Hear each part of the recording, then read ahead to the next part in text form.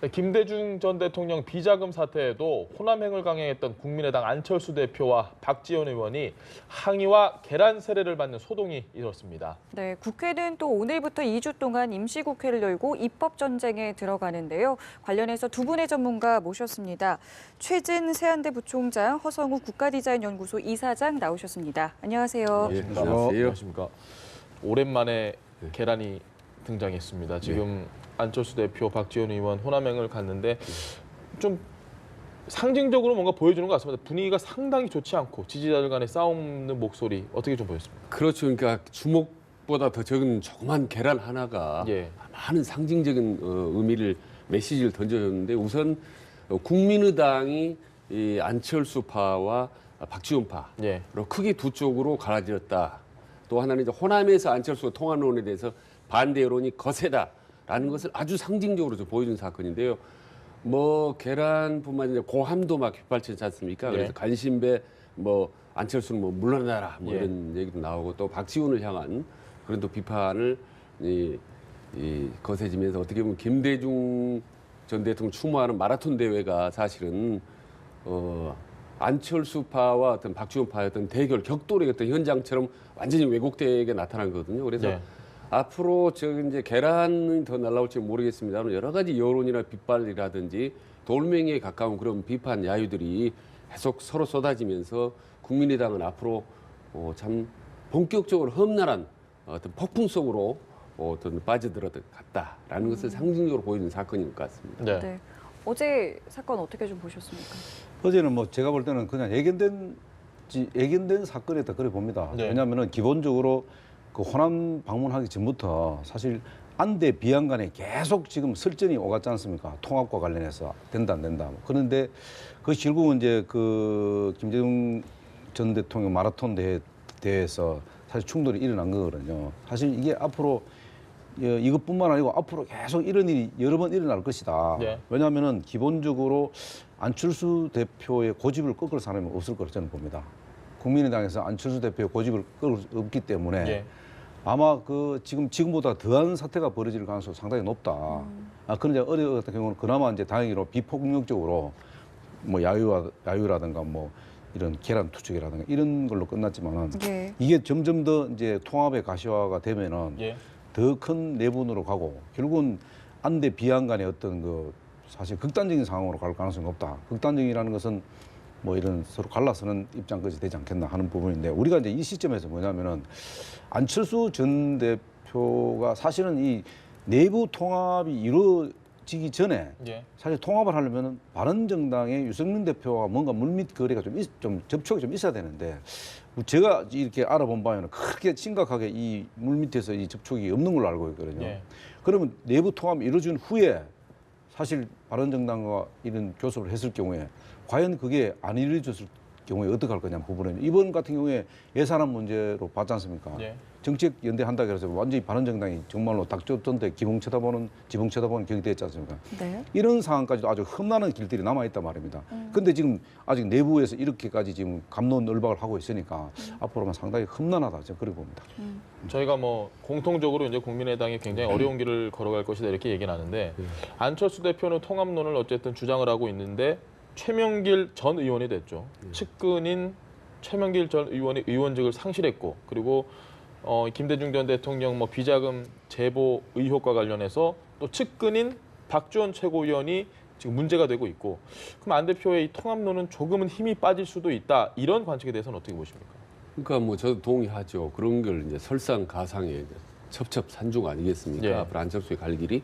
근데 그런 첩첩산중에도 불구하고 내 갈 길을 가겠다, 통합을 밀어붙이겠다라는 것을 이제 묵시적으로 보여주기 위해서 안철수 대표 호남을 강행한 거거든요. 근데 박지원 대표는 이제 반대했었습니다. 지금 방금 말씀 여러 가지 사건으로 지금 설상가상으로 아주 분위기가 안 좋은데 굳이 갈 필요가 있느냐 호남을라고 반대를 했지만 안철수 대표는 강행을 했습니다. 그러니까 결국 지금 이 시점에서 안철수 대표는 어떤 비바람이 몰아쳐도 안철수 나는 통합을 강행하겠다라는 강한 의지를 보여준 거죠. 그렇다면 그게 통합론에 이제 탄력을 붙느냐? 저는 아니라고 보는 거죠. 오히려 이제 역풍을 거세게 오히려 자초했다고 보는 거거든요. 그래서 지금 그 박지원 대표도 저 사태 이후에 이제 SNS에 올렸지 않습니까? 예. 서글프다. 내가 서글픈 게 아니라 호남 사람이 또다시 상처받을까 봐서 서글프다라는 말을 했고 그리고 한 10일 전에 또 SNS에 올렸지 않습니까? 이럴 바에는 차라리 갈라서라. 예. 이런 얘기들이 있는데 그게 귀에 솔깃하더라라는 얘기를 했습니다. 예. 그래서 결국 오늘 이 사건을 계기로 해서 양쪽은 이미 갈라섬의 길로 그렇게 계속 빠르게 가는 그 수순이 아닌가라고 생각을 합니다. 알겠습니다. 이 지금 DJ 그 비자금 이 사건은 사실 2008년도에 주성영 의원이 이제 국정감사 때 사실 폭로를 했거든요. 예. 그래서 이게 지금 허위사실 유포죄로 사실은 그 2010년대에 벌금 300만 원 맞아 이게 종결된 사안이에요. 예. 근데 왜 이 시점에서 이 얘기가 나왔냐? 그것도 국민의당에서 예. 왜 이 시점에서 이 이야기 나온지를 우리가 한번 배우를 살펴봐야 되거든요. 이게 뭐 음모론인지 아닌지. 저도 궁금합니다. 예.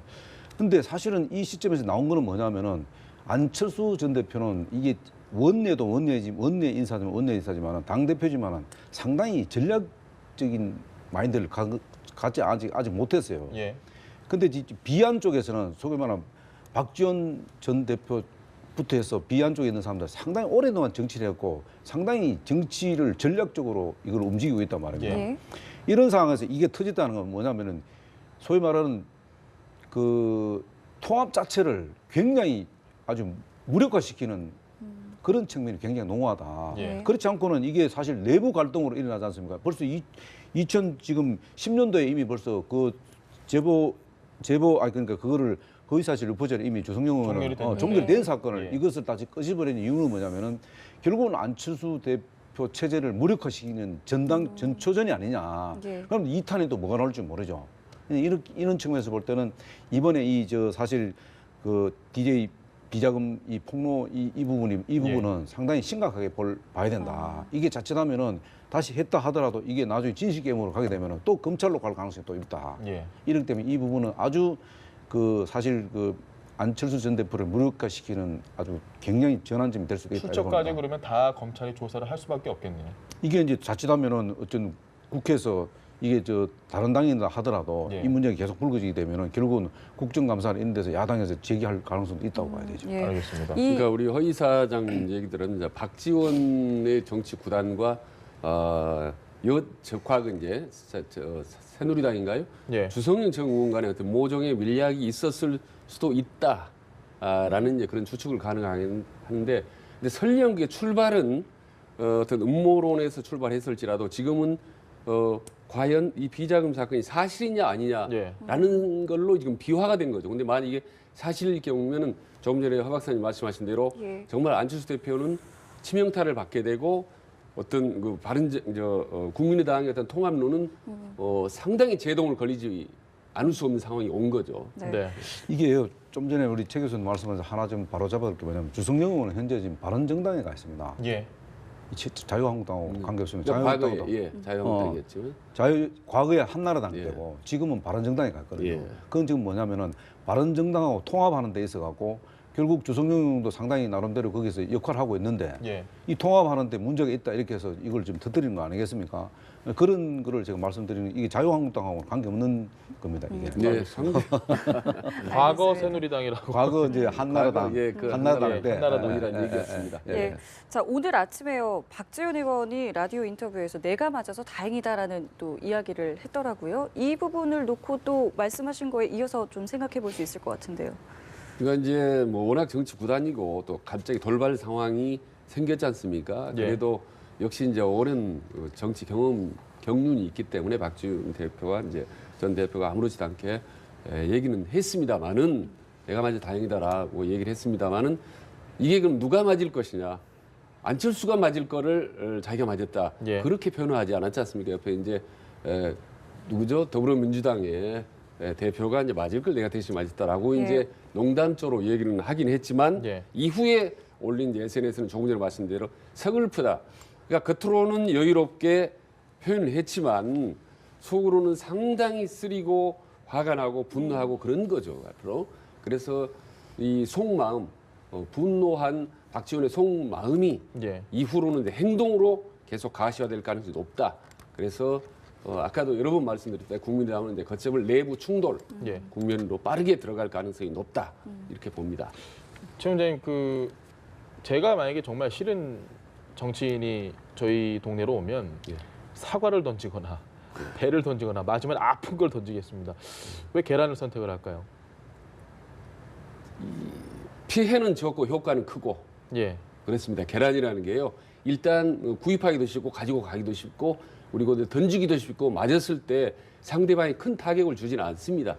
뭐 계란을 맞아서 무슨 병원에 입원했거나 예. 뭐 크게 치명상을 입었던 그런 경우는 없지 않습니까? 대신에 효과는 아주 크죠.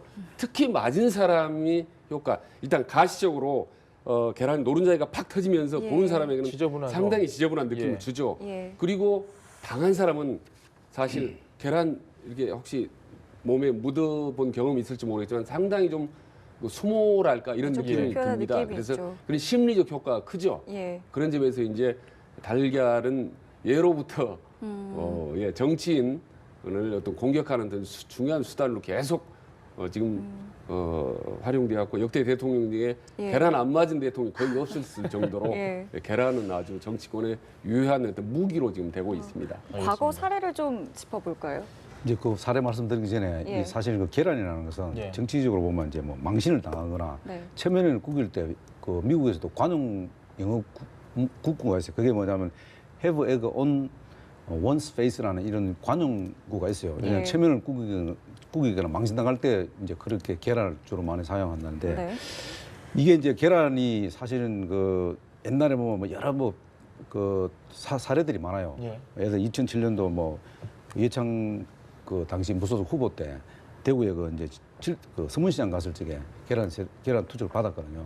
그때 이제 사실 계란 맞고 막 그걸 화내는 경우는 거의 없어요. 그때도 이해창 그 당시에 이제 후보가 뭐라 했냐면은 계란 마사지 했더니 못난 얼굴이 되게 예뻐졌다. 뭐 이런 식으로 아주 굉장히 부드럽게 넘기셨네요. 여유 있게 넘깁니다.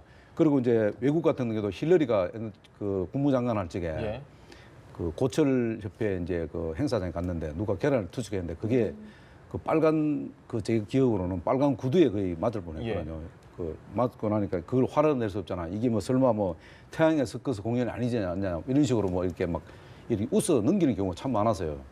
근데 또 한편으로 보면 역사적 사건도 있어요 이게요. 왜냐하면 1991년도 민주화 일어났을 적에 그 당시에 이제 그 정원식 국무총리가 학교 방문해서 완전히 학생들한테 엄청나게 봉변을 당하고 그게 이제 민주화 물꼬가 한불 꺾이는 그런 전환점 되기도 했어요. 계란. 네. 한 가지 더 여쭈고 싶은 게 이제 역대 대통령 중에 그래도 계란 맞는 모습 좀 기억하시는 시청자분들도 많으실 텐데 설명을 한번 좀 그러니까 두 사람이 뛰어타는 이제 김영삼 대통령 공황 시절에 예. 계란 안에다 빨간 페인트를 집어넣은 그 계란을 맞아서 온몸에 빨간 그 페인트 칠을 했던 게 이제 생생하게 국민들은 기억할 거고요. 예. 네. 또 하나는 이제 그 계란을 안 맞았을 것 같은 대통령이 노무현 대통령 아니겠습니까? 네. 근데 예. 의외로 이제 농민 대회 때 가서 계란을 맞은 적이 있습니다. 근데 예. 후보 시절인데요. 대선 후보 시절인데 계란을 맞고 상당히 놀랬죠. 그래서 상당히 진보적인 대통령인데 농민들한테 계란을 맞았다 상당히 의외였는데 역시 노무현 대통령답게 상당히 기질을 발휘했습니다. 그래서 제가 이 계란을 맞아서 만약 상황이 나아진다면 얼마든지 계란을 내가 맞겠다라고 네. 해서 가리지 않고 그냥 당당히 그 연설을 끝까지 했습니다. 그러니까 계란을 그대로 맞은 상태에서 예. 계란을 맞은 상태에서 그대로 끝까지 연설을 해서 농민들에게 상당히 좀 진한 그런 감동을 줬던 그런 일화가 있습니다. 그 계란 관련돼서 한 가지만 더 여쭤보고 싶습니다.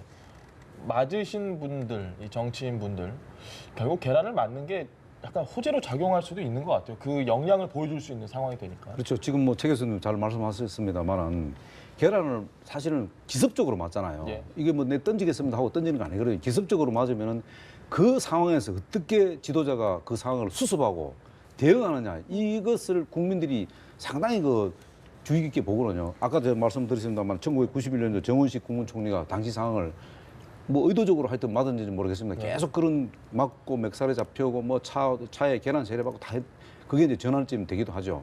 그리고 이게 또 이제 그 당시에 아까 좀 그 1999년도에 그 김정남 대통령이 그 김포공항에서 그 아까 말한 그 페인트 테러 맞잖아요. 그때는 재미있는 이야기 했다고. 그때는 김영삼 대통령이 그랬다. 이건 테러라. 규정해놓고 뭐라 하냐면은 김대중 전 대통령이 배우를 찾아내면 내가 상을 주겠다 뭐 이런 식으로까지 아주 두 분이 그 당시에는 상당히 그 관계가 안 좋다 보니까 예. 이제 그렇게 얘기한 경우도 있는데 대부분은 그 당시에 계란 세례를 받으면은 굉장히 재치 있게 유머스럽게 그 상을 잘 극복을 합니다. 네. 그렇지 않으면은 후보자로서 지도자로서 자격이 없기 때문에 오히려 어떻게 그것을 상을 잘 기회가 될 수 있는 그런 상을 만들 수도 있죠. 알겠습니다. 자, 그리고 내일 있을 한국당 원내대표 경선 이야기도 해보겠습니다. 3명의 후보조 일단은 추려졌는데요. 경선 결과 잠시 좀 예측을 해볼까요? 뭐 친홍계 김성태 그리고 친박계 홍문종으로 양강 구도로 갔나 했더니 이 중립파들이 이제 단일화해서 단성경을 내세웠지 않습니까? 예. 그래서 양성 이제 혼전양상인데 저는 이제 솔직히 좀 개인적으로는 사실은 이제 친홍계가 될 가능성이 매우 높다고 봅니다. 사실은 네. 왜냐하면요. 지금 내부적으로 의원들의 구성은 좀 애매모호하고 친박계 세력이 만만치 않다고 하지만 이미 국민들 여론이나 이런 거는 이제 친박계는 어떤 지는 해, 몰락하는 해라는 인식이 강하기 때문에 그 민심이나 여론들이 사실 개개인들의 의원들에게도 어떤 은연중 영향을 미칠 수밖에 없거든요. 그래서 과거 또 경험상도 보면 새롭게 떠오르는 어떤 주류 세력이 결국은 승리할 수밖에 없다. 그리고 실제로 지금 김성태 의원 같은 경우는 지금 1위 전략을 지금 내세우지 않습니까? 네. 그래서 초반에 과반수를 넘기겠다라고 하고 나머지 지금 친박계 홍문종 의원은 오히려 2위를 공공연하게 스스로 얘기합니다. 그래서 네. 결선만 가면 합종 연행에서 이길 수 있다라고 생각하는데 저는 그 가능성은 개인적으로는 낮다고 보고 결국은 1차에서 친홍 후보가 김성태 의원이 당 대표와 좀 무난하게 될 가능성이 높다고 저는 개인적으로 예. 전망을 합니다. 이제 좀 뭐 저는 사실 예측하기가 쉽지 않다고 조금 보고 있는 게 왜냐하면 지금 이제 뭐 단정적으로 뭐 선거 결과는 알 수는 없거든요. 두 가지 변수가 있다고 봅니다. 하나는 뭐냐면은 지금 그 116명 그 자유한국당 중에 44명이 사실 초선 의원입니다. 이 초선 의원들이 상대가 굉장히 중요하다 보는데요. 네. 또 하나는 뭐냐면은 지금 그 자유한국당의 내부 분위기를 보면은 홍준표 대표만 야당 같은 지금 모습을 보이고 나머지 국회의원들은 거의 지금 아직도 지금 여당 지금 행태를 하고 있거든요. 예. 그러다 보니까 대여 투쟁에서 정말로 뭔가 보이질 않는 거예요. 지금 뭐가 지금 그림이 안 그려지는 거예요. 그러던데 마침 저 김성태 지금 후보 같은 경우는 사실 노동계 출신이다 보니까 대여 투쟁 면에서는 아주 뛰어나다고 보는 거죠. 야당에서는 자유한국당에서는. 그런데 지금 사실 홍문종 한성교 같은 경우는 어떻게 보면 홍문종 의원 같은 경우는 친박이고 예. 한성교 의원 같은 경우는 어떻게 중립되자 하더라도 범친박이에요. 예. 그러면 친박이 일단 분산될 수밖에 없는 상황이에요. 문제는 뭐냐면은 1차에서 과반을 얻으면 다행인데 누가 과반을 아무도 못 얻게 되면 2차로 갈 수밖에 없잖아요. 그렇게 되면은 이 친박과 범친박이 이 갈라질 가능성이 있다. 예. 그러면 범친박이 어디로 갈 거냐는 부분인데 제가 볼 때는 범친박이 오히려 지금 그 친박으로 갈 가능성은 예. 없다. 왜냐하면 지금 친박 후보가 원내대표 된다 하면 자유한국당은 정말로 이거는 상상을 할 수 없는 상황이죠. 지금 친박 주자가 원내대표 된다 하면 자유한국당은 사실은 이게 파산 선거해야 됩니다. 예. 그렇기 때문에 제가 볼 때는 아마 이제 그런 여러 가지 변수가 있지만은 그래도 이 당의 어떤 힘을 실어주고 정말로 야당의 모습을 제대로 갖추려면은 네. 그 아마 그 홍 대표 쪽으로 힘을 실어주는 분이 아니겠냐. 그러면 그 초선 의원들이 사실 그런 모습을 전열을 가다듬게 되면은 상황은 상당히 이거 뭐 최 교수님 이야기하신 대로 그런 그러니까 결론은 갈 가능성이 높지 결론은 않겠나 조금 봅니다. 비슷한데요. 김성태 후보로 지금 모아지는 거. 네, 그러니까 후보적으로 친박계가 가지 될 경우에 이제 역사 수레바퀴가 뒤로 돌아간다. 예. 그래서 결국은 자유한국당이 궁극적으로 친박계나 비박계나 홍준표나 다 모조리 공멸할 가능성이 높다라는 그 위기 의식을 예. 소선이든 뭐 다선이든 간에 아마 공감대가 어느 정도 형성이 돼 있을 겁니다. 그래서 아주 강성 친박계를 예. 제외하고는 전반적으로 아마 친홍계 쪽으로 결국에는 아마 투표를 하지 않을까라고 전망. 그렇지 않아도 지금 한국당 내에 이 친박계 의원들 사이에서 좀 분위기가 뒤숭숭할 것 같은데 예. 최경환 의원이 지금 검찰이 최경환 의원에 대해서 영장을 지금 청구를 했습니다. 그리고 이우현 의원은 오늘은 불응을 하니까 검찰이 또 내일 다시 나오라고 소환을 했습니다. 예. 분위기가 좀 많이 뒤숭숭할 것 같습니다. 어떻게 보십니까? 그렇죠. 뒤숭숭한 정도가 아니라 상당히 위기의식을 느끼지 않겠습니까? 예. 지금 최경환 하면 이제 친박계 어떤 상징적인 인물인데 계속 지금 구속영장이 청구가 된 상태고 모르겠으면 저게 이제 국회 본회의 통과될지 모르겠지만 어쨌든 저게 친박계의 몰락을 상징적으로 보여주는 사건 아니겠습니다. 그런데 이렇게 몰락하고 있는데 역으로 만약 친박계 후보가 당 원내대표 된다? 이거는 있을 수 없는 일이거든요. 사실은 흐름상으로 볼 때, 시대 조력으로 볼 때. 그래서 친박계가 저물고 홍준표, 친홍계가 원내대표가 되면서 전반적으로 자유한국당은 조직의 재전열로 가면서 빠른 속도로 내년 지방선거 준비 체제, 말하자면 홍준표 중심의 지방선거 대비 체제로 저는 갈 거라고 전망을 합니다. 네, 예, 알겠습니다. 알겠습니다. 저희 두 분 말씀 여기서 마무리 짓도록 하겠습니다. 지금까지 최진 세안대 부총장, 허성우 국가디자인연구소 이사장이었습니다. 고맙습니다. 고맙습니다. 감사합니다.